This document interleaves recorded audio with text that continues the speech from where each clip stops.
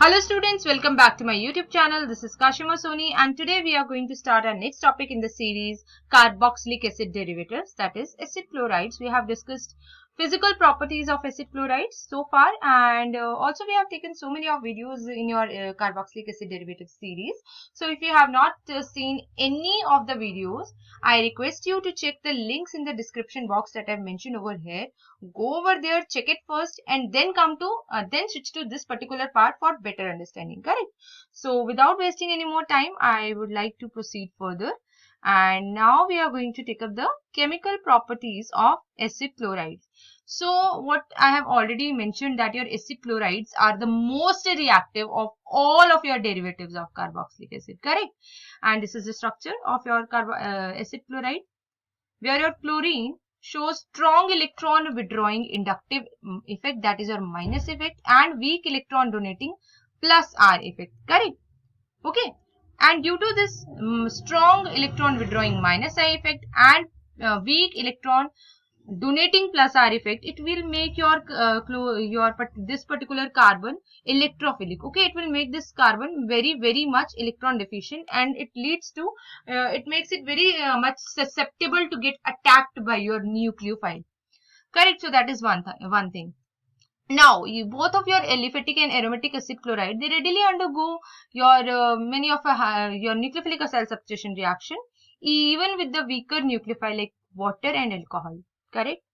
And over here, I would also like to tell you that your aromatic acyl chloride are much less reactive as compared to aliphatic, which is the reason behind that is due to the plus I effect of benzene ring. Okay, due to the plus I, due to the your electron donating effect of benzene ring, which will ultimately tend to reduce the electron deficiency of your aromatic acyl carbon. See, if your benzene is having stronger plus I effect, which is why it is donating the electron to, so what is happening, it will reduce the electron deficiency of your aromatic acyl carbon, and if it will reduce the deficiency of the same, how your carbon will be susceptible to get attacked by your nucleophile. Correct? And if it is not susceptible, if it is not electrophilic now, it will eventually not get attacked by your nucleophile, which is why it will be much less reactive as compared to your aliphatic acid chloride.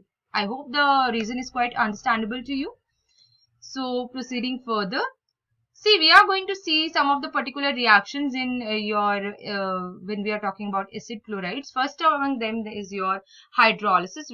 When we have started the acid derivative, over here in the introduction part only, I have mentioned that all of your acid derivatives upon hydrolysis will be going to give back the parent carboxylic acid. I repeat, all of the derivatives of your carboxylic acid are going to give you back your parent carboxylic acid upon hydrolysis. Correct? So you can see the reaction over here, where your acyl halide is upon hydrolysis is going to give you back your parent carboxylic acid. That is your general reaction of your hydrolysis. Okay.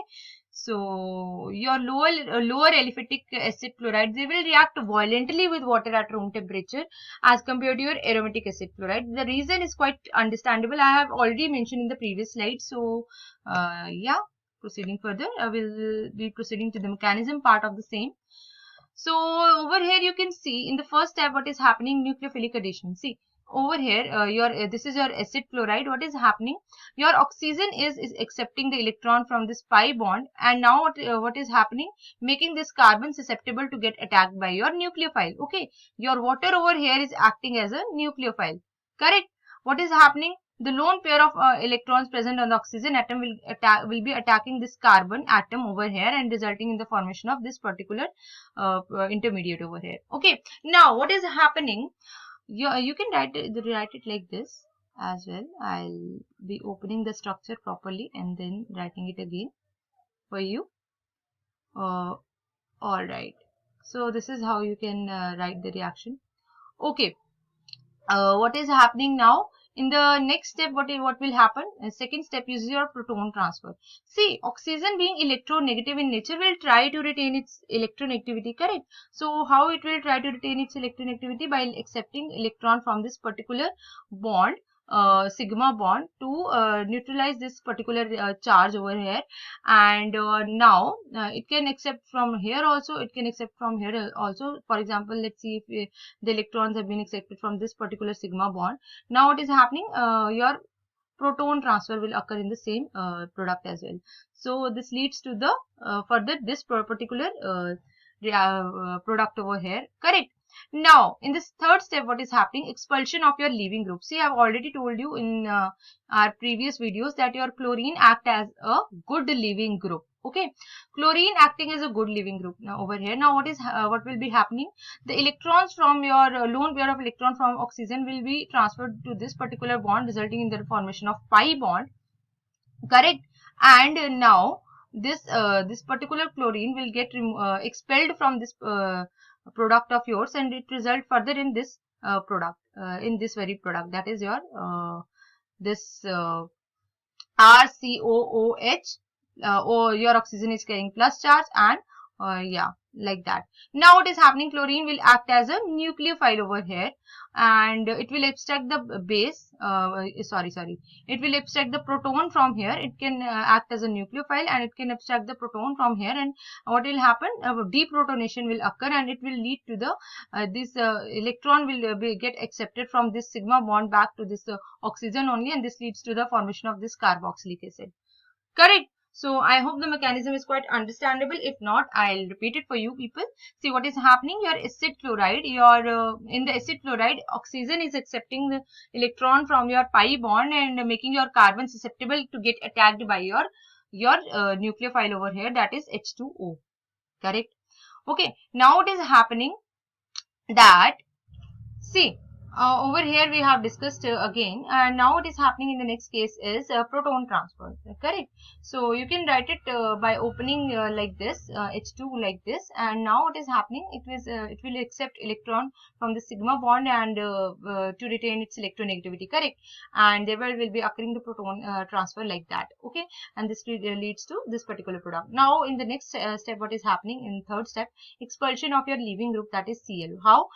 When your oxygen, a lone pair of electrons from oxygen will be getting back transferred to this particular sigma bond, resulting in the formation of this pi bond. What is happening, now your oxygen is carrying positive charge, okay, and it leads to the formation of your you can say protonated carboxylic acid over here, protonated carboxylic acid over here, correct. And after expulsion of your chlorine as a leaving group, now chlorine Cl negative, that is like removed in the previous step, will be abstracting the proton over here and leads to deprotonation in this case, and leads to the formation of your parent carboxylic acid, correct. So this is about the hydrolysis of your acid chloride. Then comes your alcoholysis, that is conversion to esters. So what is happening, your alcohol and phenol will react with acid chloride and leads to the formation of ester like this. This is the general reaction where your acid chloride is reacting with this alcohol and leads to the formation of ester and a side product HCl, correct. So that is one thing over here. And you can see the examples as well, where acetyl chloride is reacting with ethyl alcohol and leads to the formation of ethyl acetate, okay, and ethyl acetate like this, and it leads to the removal of a side product, that is HCl, correct. And another example you can see where your acetyl chloride is reacting with phenol, resulting in the formation of phenyl acetate and a side product HCl again. So that is your alcoholysis reaction. Now over here we will be discussing another important naming reaction in the same topic of yours, that is alcoholysis conversion to esters only, okay. What is happening over here, whenever you will see a reaction where your aromatic acyl chloride with an alcohol or phenol reacting with an alcohol or phenol in the presence of a base like aqueous NaOH or pyridine, that particular reaction is known as Scotinbomb reaction. That particular reaction is known as Scotinbomb reaction. It is something like this. You can see over here your phenol is reacting with C6H5COCl like that, and in the presence of a base, correct, that is NaOH, resulting in the formation of ester, that is phenyl benzoate, and a side product will remain same, HCl, correct. So over here you can see your aromatic this one is your aromatic acid chloride. Acid chloride could be aromatic as well as it could be aliphatic as well, but particularly we'll discuss about aromatic acyl chloride only. Okay, with your alcohol as well as phenol. This is your alcohol, this is your phenol over here. Correct. This is your phenol. Okay, and in the presence of base, you will see the formation of ester again and side product HCl. This reaction is known as Scotinbomb reaction. So, you can see again the same reaction, but the example is different over here, where a benzoyl chloride is reacting over here with ethyl alcohol, and here it is reacting with phenol. Result in the first reaction, it is resulting in the formation of ethyl benzoate, and in second it is resulting in the formation of phenyl benzoate. So over here, let's discuss the mechanism first of your alcoholysis. See, the mechanism will remain same as per as like hydrolysis, except here nucleophile is your alcohol rather than water. Correct. What is happening? Your acid chloride is now you can see oxygen is accepting electron from this pi bond, making this carbon electrophilic and susceptible to get attacked by this nucleophile. Okay, and after getting attacked, it will result in the formation of a structure like this. Correct. Now what is happening? Oxygen, being electronegative in nature, will try to retain its electronegativity from this sigma bond. It will accept electron. Correct, and it will result in this particular structure over here. Now what is happening? There will be occurring the expulsion of your leaving group, that is Cl. Your oxygen will donate its lone pair electron back to this sigma bond, result in the pi bond formation like this, and the chlorine will get removed and expelled eventually, resulting in the formation of ester. Correct. So mechanism is same. If you know the mechanism of hydrolysis, you can easily do the mechanism of alcoholysis as well. So proceeding further. Correct. So next reaction would be ammonolysis, where you'll see the conversion to amides. Okay, your acid chloride is reacting with either ammonia, either primary amine or secondary amine to lead to the formation of your amide. And the reaction, this particular reaction is known as ammonolysis. Okay, when your acid chloride is reacting with ammonia or primary amine or secondary amine, resulting in the formation of amide, it will be known as your ammonolysis. So the example is given over here, you can see. And proceeding further over here in the ammonolysis section only, see what is happening. The reaction of your 1% equivalent of acid chloride, that is this, with 1 equivalent of a base like pyridine, give at best 50% yield of amide, since half of the amine is converted into its non-nucleophilic salt. Okay, what they are trying to say, when you are reacting 1 equivalent of your acid chloride with 1 equivalent of any base like pyridine, it will be giving you 50% yield of amide. Okay, because your half of your amine is get converted into non-nucleophilic salt like this. Okay, so therefore cheap base such as pyridine is added to the reaction mixture to remove the HCl that is formed. This is done so as to remove the HCl. If they'll ask you to write a reaction of ammonolysis to remove HCl, you can give the example of these two. Correct? So proceeding further. Okay, so here also we are going to discuss the Scotinbomb reaction. How when your benzoyl chloride is reacting with aniline like that. Okay, what is happening? In the presence of base only, it will lead to the formation of benzanilide, and that is like this, and a side product HCl will be formed as well. So this is another example of Scotinbomb reaction. If you see the reaction like this, that is also an example of Scotinbomb reaction. One reaction that we have discussed in the case of alcoholysis, which leads to the formation of ester. Here we have seen the reaction of your benzoyl chloride with aniline, which leads to the formation of amide. Okay. Correct. Understanding. So that is also Scotinbomb. This is also Scotinbomb reaction. Correct. One mechanism over here we can discuss, where you can see mechanism is same as hydrolysis or alcoholysis, but here HCl that is liberated during the reaction will combine with NH3 to form NH4Cl. Okay. So same thing will happen. Your oxygen will be taking up the electron from this pi bond, making this carbon susceptible to get attacked by this ammonia that is acting as a nucleophile, resulting in this particular structure. Okay, nitrogen is also electronegative in nature, so it will try to retain its electronegativity and to remove this positive charge over here, and like that, from accepting the electron from the sigma bond.